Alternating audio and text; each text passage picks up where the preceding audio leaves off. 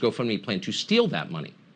They were stopped from doing this, by the way, by a number of American attorneys general who threatened to sue the company. So the company backed off, and they're going to refund the money, supposedly.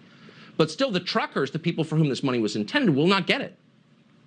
So in the absence of GoFundMe doing what it's supposed to do, others are filling the gap. An alternative crowdfunding website called Give, Send, Go has stepped up and raised already more than $5 million for the truckers.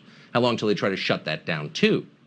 Some Canadians are clearly worried about that. They're turning to cryptocurrency. Tallycoin, for example, is a small crowdfunding service that uses Bitcoin.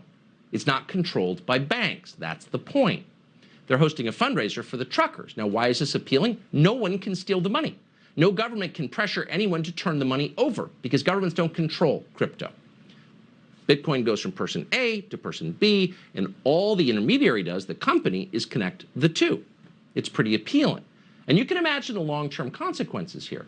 If the people in charge in this country and in Canada want to make the US dollar irrelevant, they'll keep acting like this, and soon that it will be. Either way, it's becoming very clear that the only way around the stranglehold that technology has on our human rights is decentralization. That doesn't apply just to crowdfunding, but more than anything to communication. You can't organize if you can't talk to other people. So Facebook, for example, just shut down the Convoy to DC group, which had amassed 134,000 followers in just 2 days. No one's allowed to promote the organization anymore.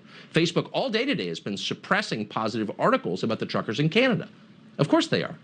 That seems like a story, but our media have ignored it. Instead, everyone in New York and DC and Los Angeles is cheering on the national security state and its alliance with Silicon Valley as they come together to crush a human rights movement. It makes sense. Those with the so-called Freedom Convoy say they're staying put until vaccine mandates are dropped, the masks come off, and life returns to the way it was. This event has gone beyond just vaccines, and it is now about the entire ordeal. We're asking for our freedom. That's all we want. So they've been free